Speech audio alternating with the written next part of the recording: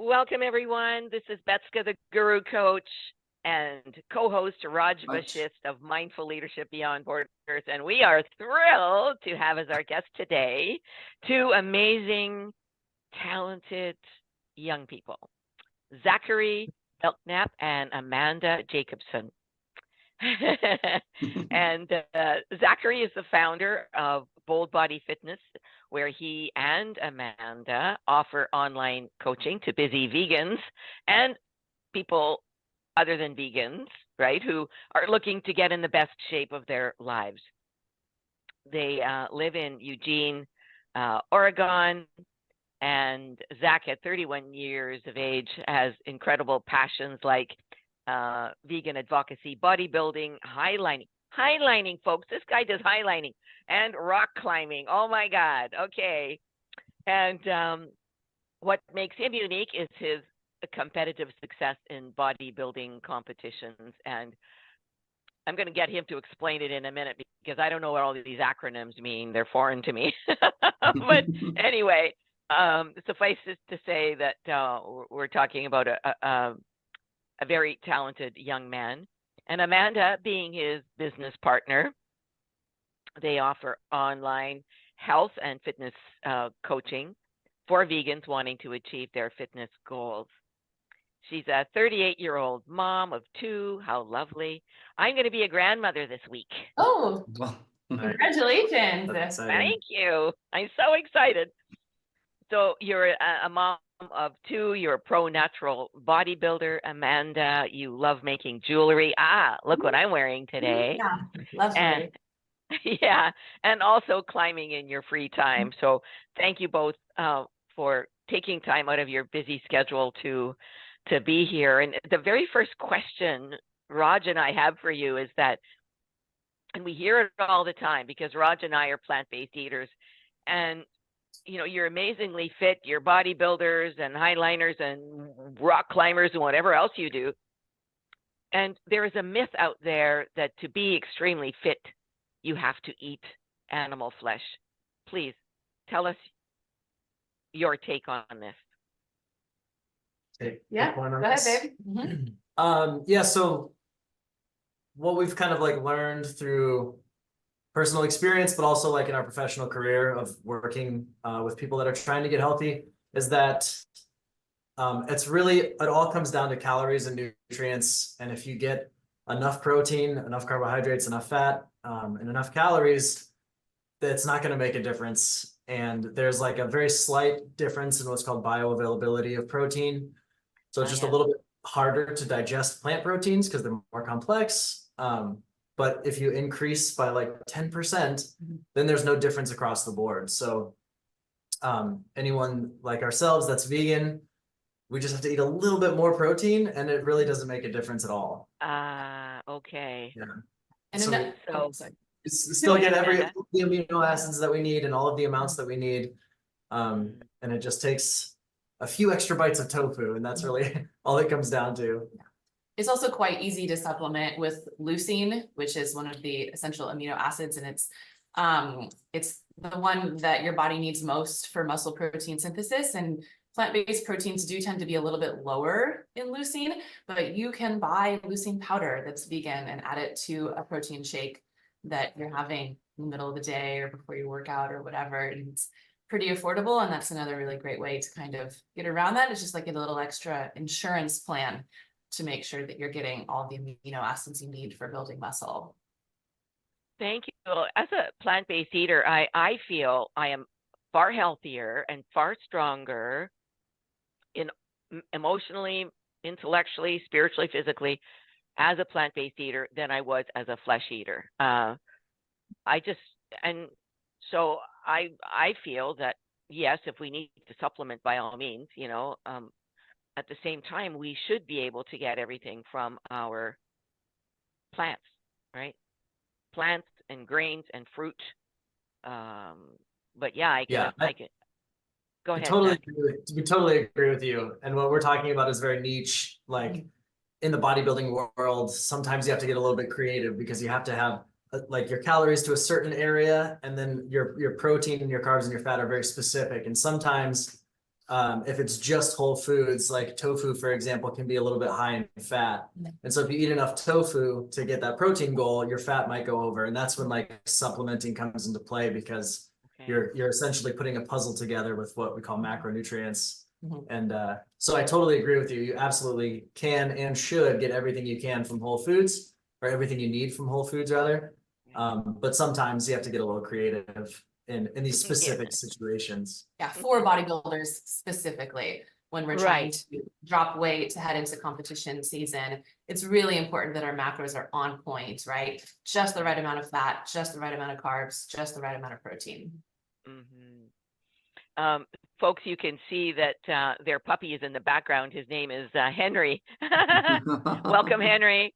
And yeah, you can hardly see him. He is so black against the couch there. But our last two dogs were also vegan. And the neighbor next door had a cat that used to come over and steal the tofu out of my soup pot. The animals knew what was better for them. That's hilarious. Junk. It was so cute. It was amazing. So, all right. Cute. Raj, you wanted to ask a question about keeping motivated. What would you like to ask them about that? I'm very curious because I'm in last more than 12 years, very regular in my yoga, my meditation, my gym. And I'm also very strict about my nutrition, my plant food diet. But sometime as a human, I feel, so I want your suggestion. We feel low. We feel we are very ugly sometime. Oh my gosh, I'm not looking good. My face is not good. My body is not good. Although you are very good. But this feeling automatically comes in our mind as a human. So I'm asking both of you, you are also facing these things. So how you are motivated and motivated your clients? Yeah, I think I struggle with this a little bit more than Zachary does. I definitely battle with, like, I'll just call it what it is. I battle with depression pretty frequently, and it's really easy to get into that negative cycle of I don't like the way I look, therefore I don't like the way I feel, and that just goes back and forth, back and forth. It is a huge motivator for me to know that I'm going to step on stage, and so I have to stay committed to my training, and staying committed to my training helps me feel better. So I know that I'm never going to regret going to the gym, right? And on the other hand, I do allow myself time off when I really feel like I need to hibernate. Sometimes I just take the week off of working out, and I do a lot of self-care, and I drink tea, spend time with my kids, and then I feel re-energized to get back into the gym the week after that.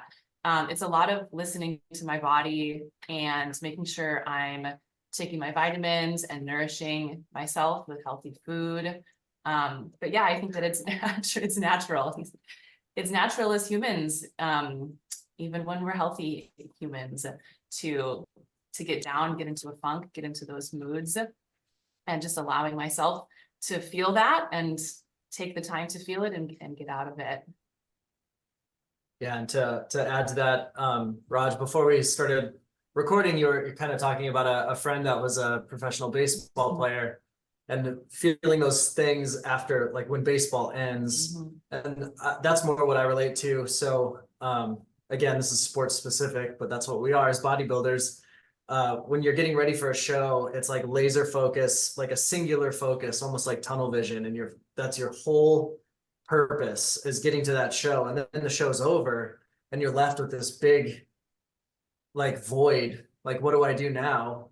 And the first couple times it was like really challenging to deal with, but like, we didn't start as bodybuilders. We started just exercising because we liked it. And so even though the competition is over, it's good to fall back into this thing. Like, I do it because I like the way it makes me feel. And just like kind of falling back on that. And then also maybe a little bit of pre-planning.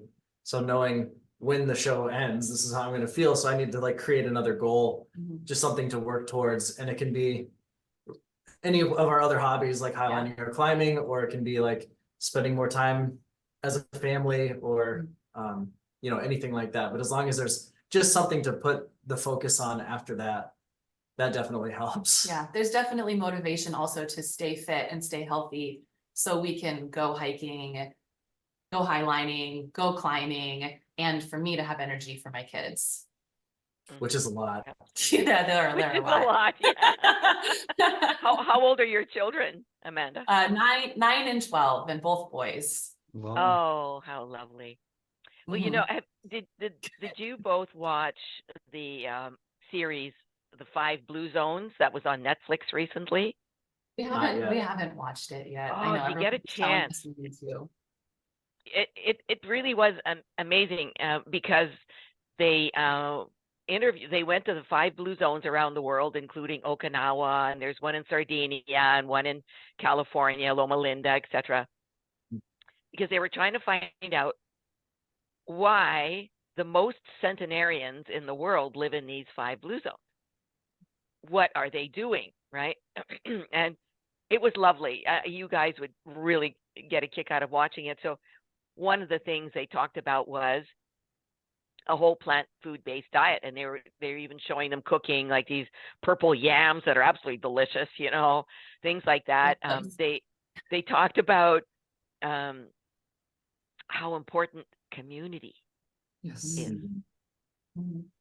And so they had all these centenarians sitting around the table, and those centenarians were just sitting there grinning, so happy because all of these younger people were there to support them. If they needed anything, they could, you know, it was a real family community, even though they weren't related, you know.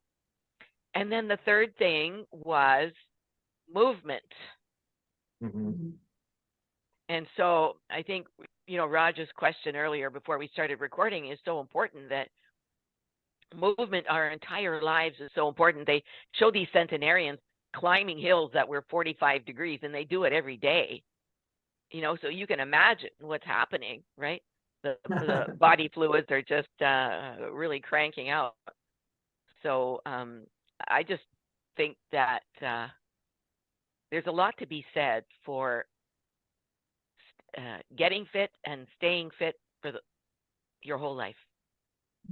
Yeah. Agreed. It's something that we hear from a lot of our clients is one of their main reasons for wanting to hire a coach is because they want to live to their 100, and not just live to their 100, but they want to be healthy at 100. They still want to be hiking, playing on the floor with their grandkids at 100. And I think that's a beautiful thing. It really is. Yeah. And by the way, Raj is he's won a couple of awards from his gym. Nice. And those awards Raj is gonna laugh.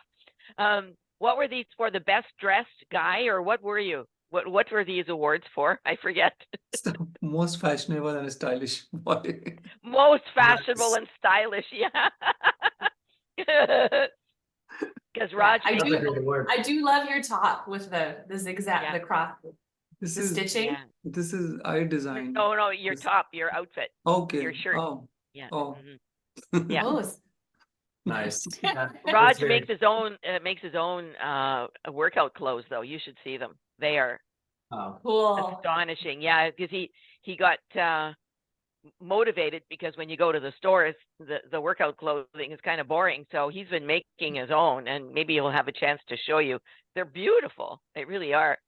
Okay, well, you know what? Let's come back in part 2 to have an even deeper discussion with Zachary and Amanda. We'll be right back, folks.